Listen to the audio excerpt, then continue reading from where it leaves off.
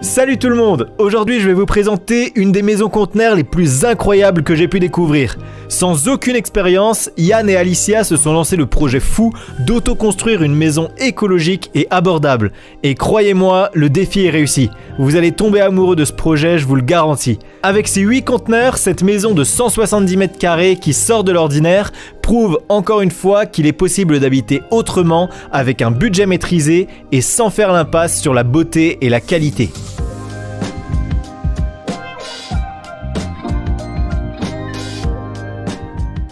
Bienvenue chez nous. Donc là, on est dans l'entrée de la maison. Ouais. Donc tout de suite, on arrive dans la salle de bain.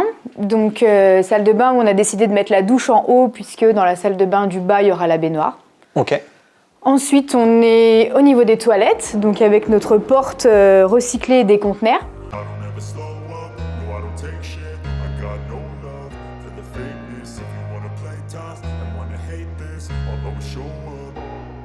Ensuite, donc on arrive dans la pièce principale. Donc on a deux chambres. Elles font combien de mètres carrés Elles font 9,15. Ok, donc c'est deux petites chambres de 9,15 Voilà, mètres c'est ça, carrés. parce qu'on a gardé la largeur du conteneur, donc effectivement c'est pas très large. Pendant les travaux, on s'est rendu compte que niveau phonique, c'était pas ça entre les deux pièces, on s'entendait trop de part et d'autre. Donc on a décidé de rajouter en fait un mur en placo isolé de chaque côté des chambres. Les murs du coup paraissent très épais. Ouais, c'est très gros là. Ouais, c'est parce qu'on a doublé aussi le placo pour encore essayer d'isoler au mieux la partie chambre qui est quand même relativement très proche de la partie séjour. Oui. Et vous avez deux petites chambres parce que vous avez décidé d'avoir un très grand séjour pièce ouverte. Ouais, donc l'idée c'était vraiment de partir sur des pièces de vie très agréables, très aérées et quitte à avoir de plus petites chambres, effectivement. Et là, sur le salon, vous avez un poêle à bois alors que vous avez quand même un chauffage pompe à chaleur. Oui. Parce que c'est quoi? C'est pour l'esprit salon Alors l'idée aussi, alors c'est vrai qu'on aime bien, ça fait un peu cosy quoi. On aime quand même bien avoir la cheminée. C'est une autre chaleur que la chaleur de la pompe à chaleur. Le fait d'avoir un foyer en fait double face, on profite de la cheminée et quand on est un peu à table et quand on est au salon. Ok, ouais, c'est central et ça chauffe les deux. Et après, en face, là-bas, vous avez la cuisine ouverte. Et là, on a la cuisine ouverte avec un petit coin aussi repas. Et on a fait une arrière-cuisine où ça fait un peu buanderie et puis buanderie et garde-manger. Voilà, on voulait quelque chose de plus aéré ici, quitte à mettre un peu notre merdier ailleurs. C'est ça. Et vous aviez envie, j'ai l'impression, d'avoir quand même beaucoup de matériaux modernes, beaux, mais en même temps avec des petits bricolages de Yann, comme l'étagère, qui sont très bruts, très recyclés. Ça donne un bon contraste. L'idée, c'était aussi de récupérer des matériaux, déjà parce qu'on aime cette ambiance de vintage, mais aussi parce que, question budget, voilà, le fait de faire, en plus on peut faire des trucs trop chouettes avec de la récup. Et de le faire soi-même, c'est donc là, on a visité cette partie en haut, donc les quatre conteneurs du haut, donc ce qui représente 120 mètres carrés en termes de surface. Et on a encore la partie basse, qui pour l'instant est encore brute, qu'on n'a encore pas faite, où on aura une chambre, une salle de bain, un toilette, un garage. Et une autre pièce encore, on l'a encore pas déterminé. Ce qui est bien avec les conteneurs, c'est que en fait, on peut changer d'avis encore, rien n'est fait. Donc on peut vraiment faire ce qu'on veut.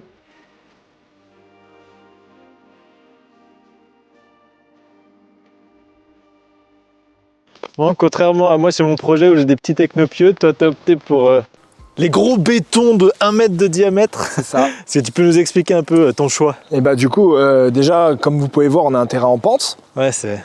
Donc il y avait forcément des contraintes techniques. En plus, le sol chez nous, il est 100% argileux pratiquement. Il faut aller chercher la bonne terre. Donc ça, on a fait une étude structure. Et ils nous ont dit, bah voilà, va falloir aller chercher la bonne terre à 2,50 m de moyenne à peu près. 2,50 m, 3 mètres. C'est un maçon qui a d'abord coulé en première partie les gros plots béton dans le sol jusqu'à la bonne terre. Puis pour cette partie haute, Il a fait dépasser de la ferraille, il a repris et il a rempli à nouveau les puits. Et c'est léger des conteneurs. Pourquoi vous aviez besoin d'aussi large, d'aussi grosse Alors là, fondation? Ça, c'est vraiment le bureau d'études structure qui a bureau d'études déterminé structure. ça. Et dernière chose que j'ai pas dit, c'est qu'on est en zone sismique 3. Ah. Donc c'est une zone potentielle à séisme. Il a rentré dans l'ordi, il a dit bah voilà, il faut des plots de telle sorte, de telle taille et ainsi de suite. Ok. Donc on a à nouveau au sol, on a 2, 4, 6, 8, 10 plots en bas et 5 en haut. 15 plots en tout. Au niveau de l'isolation, ça se passe comment? Comment vous avez isolé le sol et vos murs? Alors pour le sol, on a créé un faux plancher, donc dans lequel passent nos câbles électriques et tout ce qui est plomberie. Et ensuite, on est venu isoler avec des panneaux de laine de bois de 20 cm, par-dessus lesquels on a ensuite fermé avec de l'OSB. Et pour les murs de la maison, vous avez isolé ça par l'extérieur en laine de bois aussi, c'est ça? C'est ça, isolation par l'extérieur. Donc on a aussi venu recréer une structure bois à l'intérieur desquelles on a posé en pose croisée donc de la laine de bois, donc 10 cm à la verticale et 10 cm à l'horizontale. Comme ça, les joints, l'air passe pas, quoi. Voilà, pour éviter les pertes de chaleur. Donc voilà, pour vous montrer un peu, ça va être à peu près ça l'idée.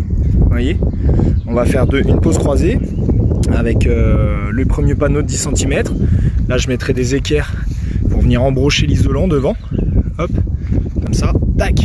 Et le deuxième, les deux deuxièmes, là il y en aura un autre à côté, avec d'autres attaches qui viennent se poser sur le bois et qui viennent attacher en fait l'isolant. Voilà, comme ça.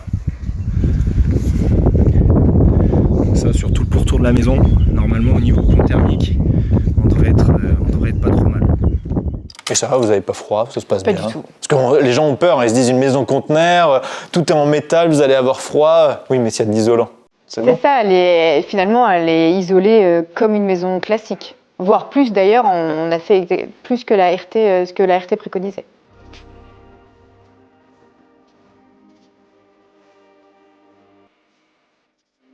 Donc là, on est sur ton toit. Est-ce que tu peux nous raconter un peu comment vous avez fait la charpente, l'isolation, comment tout ce qu'on a ici existe? On est venu créer une charpente, donc on s'est repiqué sur les résistances du container, sur les poutres déjà existantes en acier, etc. Charpente monopente du coup. Monopente, voilà, exactement. Donc point le plus haut jusqu'à point le plus bas. Après isolation. Isolation, donc on a mis en pose croisée encore une fois 20, une fois 10, donc on a 30 cm, plus des billes d'écographite dans les ondulations. De laine de bois, pardon, ouais. Voilà, ensuite on est venu mettre un pare-pluie, l'OSB, plancher OSB encore tout simplement, et on est venu coller la membrane EPDM qu'on voit remonter là sur les côtés. Et ensuite par-dessus, végétalisation. Et alors pourquoi végétaliser le toit? Alors il y a un principe de ça retient un peu les eaux pluviales. Il y a aussi bien sûr le côté, on va dire, isolant. Donc c'est ce principe d'avoir une isolation un peu tampon, voilà, pour toujours avoir une même température dessous et protéger bien sûr la membrane EPDM qui rallonge son espérance de vie de plusieurs années. Et puis c'était obligatoire dans votre PLU si vous aviez un toit plat? Bien sûr, si on voulait mettre un toit plat, il fallait absolument végétaliser. Donc pendant que j'y étais, je l'ai fait et puis voilà. C'est dommage pour vous, d'habitude on a une belle vue, mais là on voit que c'est l'hiver. Et ben allez, retournons au champ. Allez, go!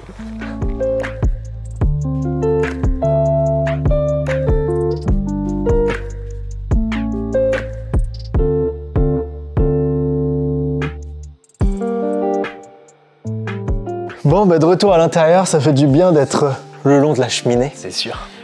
Donc on a vu qu'on a une grande maison quand même, 165 mètres carrés, très bien isolée, avec des très bons matériaux, écologiques, nobles. Ça a dû coûter un certain prix, donc je te propose qu'on en discute maintenant. Bien sûr. Commençons déjà par le terrain. Tu as un grand terrain qui a certaines spécificités, tu peux nous en parler et combien il a coûté? Alors on a un grand terrain de 4000 m², mais il y a une partie agricole, une partie constructible. Peu importe, le terrain nous a coûté 100 000 €. Ensuite, on a eu des études. Et donc, au final, tout ça, ça nous est revenu à 112 000, je crois. 112 000 €, c'est ça. Il y a 112 000 € de terrain, Ouais. ça, voilà, c'est une chose. Et sur ce terrain, vous avez dû faire des sacrées fondations. Parce que comme on le voyait dehors, tu me disais Bien sûr, ouais. risque sismique, C'est terrain ça. en pente, tout ça. Donc il y a Exactement. combien de fondations pour la maison? Alors, fondation béton, plus Le terrassement, ça nous a coûté 40 000 € à peu près tout ça. Et donc la dernière partie du prix, la plus importante, la maison hors d'eau, hors d'air, je dirais prête à aménager. Voilà. Là, on est sur un budget de combien? Donc sans les équipements, tout ça, on est à peu près à 140 000 €. Ok, pour 165 mètres carrés, c'est ça. Donc à peu près 850 € du mètre carré, c'est à peu près pour ça. Vraiment prêt à aménager. Donc juste parquet, mobilier et on vit dedans, quoi. C'est ça. Quand le bas sera fait, donc on a déjà tout pour le bas, effectivement 165 mètres carrés à peu près, on sera voilà, entre 140 et 145 000 €. Ouais. Ok, donc ça reste quand même une maison abordable par rapport à si vous aviez fait ça en bois, en béton ou autre. Alors ce qui reste abordable, c'est surtout le fait qu'on l'a fait nous-mêmes. Ouais. Ça c'est très important aussi, hein. Voilà, l'autoconstruction bien sûr, c'est économie. Mais ça vous auriez pu le faire autoconstruction en bois ou bien sûr, on aurait pu aussi mais la spécificité du fait que ce soit en conteneur, est-ce que ça joue beaucoup sur le prix ça, bien sûr, c'est à l'époque malheureusement aussi, mais oui, à l'époque le prix du conteneur était très abordable et valait vraiment le coup. Et comment vous avez fait pour financer ça? Les banques vous ont suivi facilement sur un projet de maison en conteneur? Alors vu qu'on était à plus de 150 mètres carrés, on a bien sûr pris des architectes et c'est inclus dans le coût, ça d'ailleurs, dans les 140 000, il y a pas mal d'études. Ouais, beaucoup d'études, structure aussi, acier et l'architecte. Et donc, avoir un dossier d'un architecte qui vous suit, ça aide déjà beaucoup dans un projet comme ça auprès de la banque. Et puis, à l'époque, encore une fois, c'était quand même moins compliqué d'être suivi en autoconstruction, même si on n'est pas du métier. Donc, on a eu à la fois l'architecte, à la fois un courtier, passé par un courtier qui nous a quand même beaucoup soutenu dans le projet auprès des banques. Et donc tout ça a fait que, avec de la chance aussi, ils nous ont suivis sans trop poser de questions. Et voilà où on en est aujourd'hui.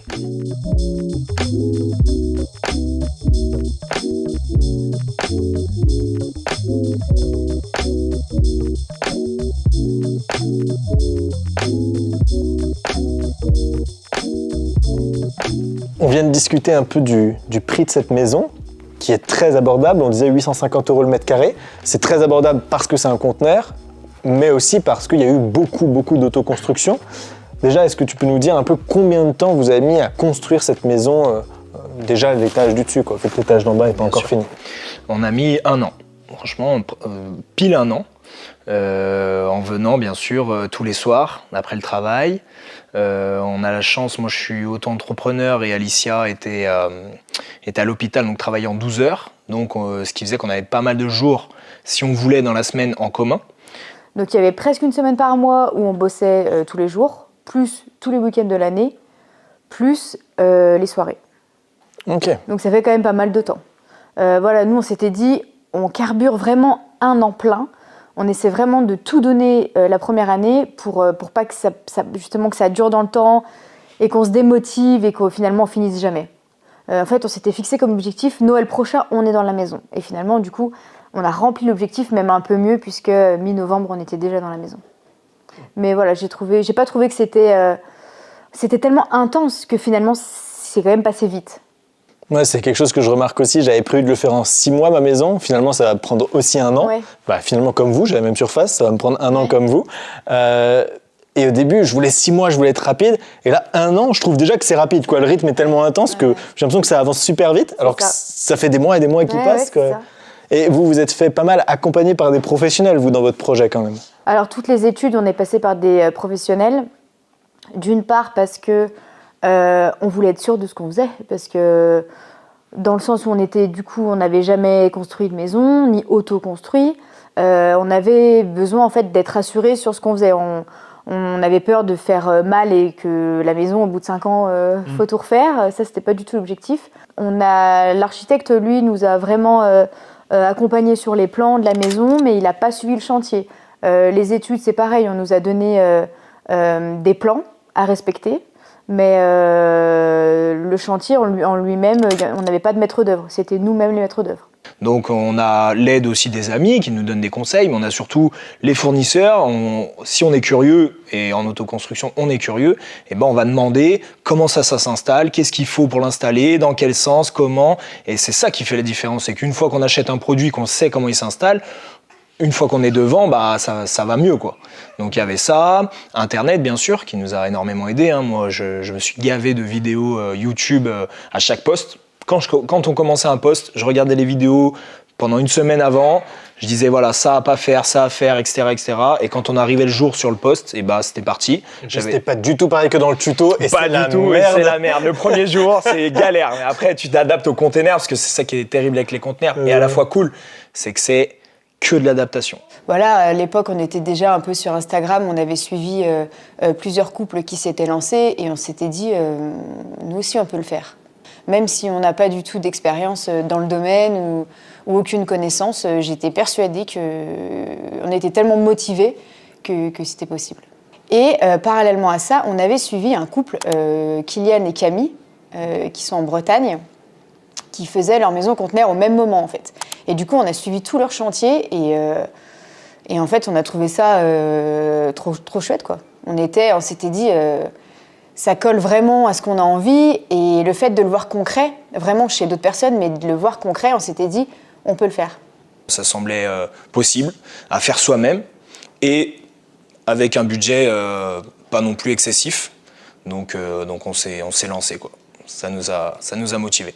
Et selon toi, quels ont été les plus gros chantiers ? Moi, ce qui m'a le plus fatigué, parce que je vais prendre ça, pour moi, ce qui est un gros chantier, c'est la fatigue à laquelle tu es confronté. Ça a été les menuiseries, même si une fois que tu as pris le pli, ça avance plutôt pas mal, mais il y a du volume à faire. On a beaucoup de baies vitrées, beaucoup de vitres, il faut découper à chaque fois. Ça a été quand même assez long et volumineux. Il y a eu la toiture, la charpente, pour moi, c'était un gros défi, parce qu'en plus, on en parlait tout à l'heure, c'est que il faut choisir des jours secs. Donc il faut que pendant un concentré d'une semaine, 5 jours, tu sois à fond pendant 5 jours pour pas que ton isolant prenne l'eau, pas que ta charpente s'abîme trop, et ainsi de suite. Donc en fait, pendant 5 jours, tu es à fond. Et En priant qu'il pleuve pas. Ouais, en priant qu'il pleuve pas. Nous, nos membranes EPDM, pareil, travailler sous le sec, c'est quand même 1000 fois mieux pour l'installer. Donc vraiment, ça a été intense, ultra intense. Heureusement, encore une fois, on avait 2-3 amis pour venir nous aider. Moi, là, ce que j'ai trouvé le plus compliqué, en fait, c'est la fin. C'était poncer. En fait, on a poncé l'intégralité des murs et des plafonds en tôle. Ouais. Donc, clairement, presque toute la maison, quoi. Et ça vous a pris combien de temps, ce chantier ? Ça nous a pris 1 mois et demi, je crois. Et on a fait que ça.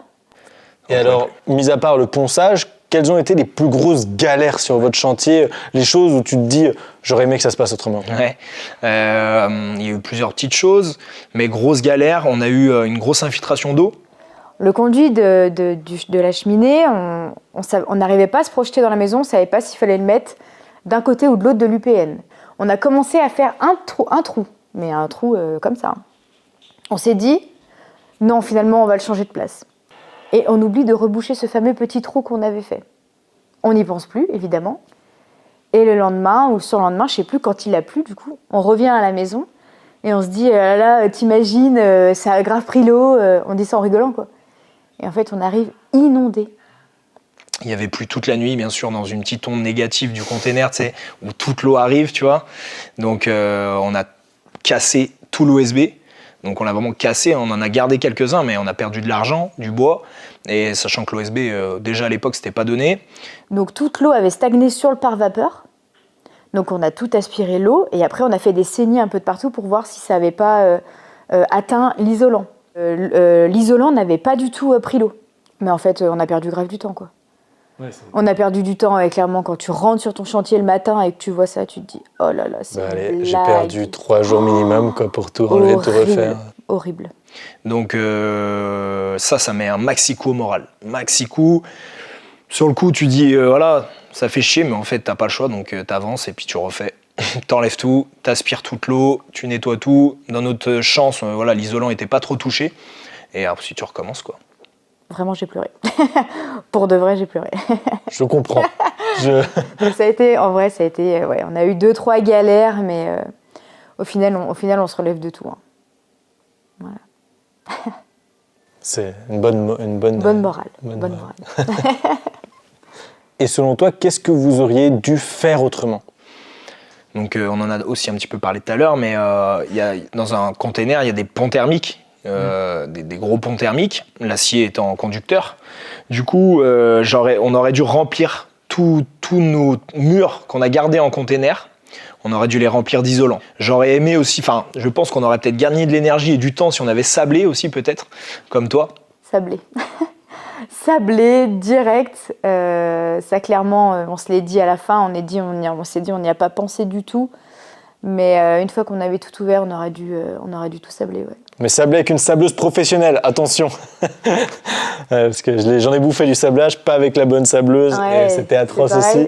Mais je pense que c'est un des chantiers les plus traumatisants, quel que soit ce que tu fais. Ouais, quoi. c'est vrai, le poncer, ouais, Foncer, c'est vrai c'est atroce. Après, sinon, on est quand même plutôt content, sans être prétentieux. On est plutôt content du résultat et de l'ergonomie de la maison. C'est plutôt cool. Donc voilà. Sinon, il n'y a pas grand-chose que j'aurais changé, mis à part ça. Et du coup, tu regrettes pas le choix d'une maison conteneur? Tu te dis pas, on aurait dû faire une maison en bois, travailler le bois, c'était plus simple que de travailler le conteneur. Bah, tu peux toujours, tu sais, dans la vie, tu peux toujours repenser à plein de trucs. Et si. Et si, tu sais, mais j'aime bien le bois. J'aurais peut-être kiffé aussi faire une ossature bois, tu vois. Mais pourquoi pas un jour déjà. Et non, franchement, aucun regret. Aucun regret sur les conteneurs. Déjà, nous, on aimait bien tout ce qui était esprit indus, tout ça. Et là, franchement, c'est sûr qu'on est servi. Après, non, franchement, aucun regret, ça c'est sûr.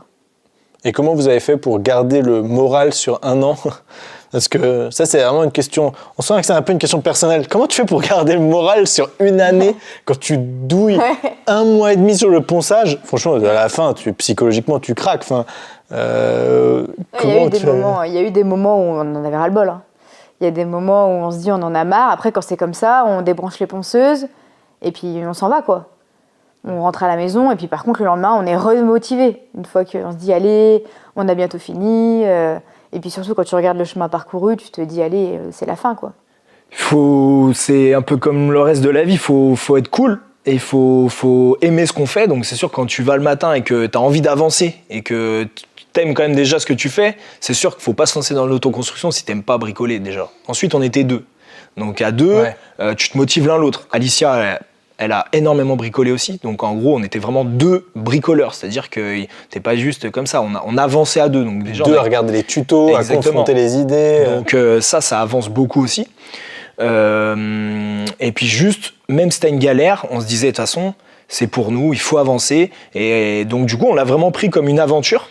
Et du coup c'est passé, franchement, moi c'était difficile, mais quand j'y repense, j'ai adoré. C'était vraiment cool à faire et du coup, non, la pêche, voilà, tu la gardes comme ça. Tu as à penser au futur aussi, à dire, bah voilà, ça va être, quand on y sera, ça sera terrible, ça sera bien. Donc, allez, on tient le coup et puis on avance. Quel conseil tu donnerais à des gens qui veulent se lancer en autoconstruction, que ce soit pour une maison conteneur ou autre chose, hein, mais... Eh ben, qu'il faut qu'ils se fassent confiance parce que, en vrai, il y a moyen de faire des choses folles. Franchement, comme tu dis, sur les réseaux, sur YouTube, on peut tout faire. Même si on n'est pas du métier, franchement, si on a envie, si on est motivé et si on a un objectif, on est capable de faire plein de choses. Et bah, comme je viens de dire, de garder de l'énergie positive, de toujours, si vous vous lancez dans un projet, il faut rien lâcher, quoi. Il faut y aller jusqu'au bout, être discipliné. Parce que c'est sûr qu'on se met quand même entre parenthèses pendant un moment. Hein. Faut être honnête. Mais voilà, de rien lâcher, de beaucoup se renseigner en amont. Faut pas avoir peur de faire ça. Poser des questions, ne pas avoir honte chez les fournisseurs, chez les gens, même les vidéos YouTube. Poser des questions, demander sur Instagram à ceux qui ont des profils, etc. Même nous, vous pouvez nous demander. Il n'y a aucune honte à avoir. Et ça, c'est important aussi. Prendre beaucoup d'infos pour éviter les erreurs et les blessures. Et voilà. On s'est fait confiance et en plus on était 2 et ça clairement c'était vraiment chouette de faire ça à 2 et aujourd'hui on regrette pas du tout parce que voilà, c'est ce qu'on voulait et on l'a eu. Alors oui, on a travaillé pour, ça a été beaucoup de concessions, mais au jour d'aujourd'hui on n'a aucun regret et s'il fallait le refaire, bon on le referait pas mais non je rigole. non, si c'était à refaire on le referait. Okay. Bah, c'est à refaire presque. Surtout parce qu'il reste le bas. Voilà. Voilà, il y a encore le bas à faire. Donc heureusement, on n'est encore pas trop démotivés. Ça va. Est-ce que tu as l'impression que ça a été une école, cette autoconstruction? Est-ce que tu as l'impression que le toit d'avant et le toit d'après que tu es devenu constructeur, quoi. Ouais. Bah quand même, oui. Tu changes. Enfin, il y a vraiment une fierté d'être chez toi, que tu as construit de tes mains, tu vois. Moi, quand je suis là, que je me dis, putain, on l'a fait, quoi. On l'a fait nous, avec de l'aide, bien sûr, mais on l'a fait quand même 80% nous. C'est ouf la fierté, quoi. C'est sûr. Donc voilà, fier, et puis envie de continuer, quoi, de faire tout le temps des nouveaux trucs. De toute façon, il y a tout le temps des trucs à faire. Quoi, je me suis découvert en tant qu'auto-constructeur, ouais. Ben, je trouve que c'est des très bons mots qui terminent aussi cette vidéo. Merci à toi. Merci à toi. Merci pour toi, Alicia. Eh bah de rien, merci à toi. Et puis j'espère que vous aurez encore de la chance, pas de la malchance, de la chance pour la suite de la construction. Vous arriverez à faire de ça et peut-être qu'on reviendra dans un an voir la fin, tout fini. Bah, on espère. Rediscuter un peu de tous les détails, voir si On tout s'est espère. passé comme prévu. On espère, ouais. Bon courage à toi aussi. Merci, je vais en avoir besoin. Merci à toutes et à tous d'avoir regardé cette vidéo. N'hésitez pas à en discuter dans les commentaires, à poser vos questions, à aller voir le Instagram Steelbox pour voir toutes les vidéos, finalement toutes les étapes de la construction de cette maison. Et puis voilà, n'hésitez pas à vous renseigner encore sur ces sujets, à regarder les autres vidéos de la chaîne YouTube, parce qu'on a quand même fait maintenant déjà 10 tutoriels sur cette question des maisons conteneurs. Et on a fait aussi d'autres reportages, donc allez voir tout ça. Partagez cette vidéo un maximum, abonnez-vous. Et moi je vous dis à très bientôt sur cette chaîne. Au revoir. Ciao.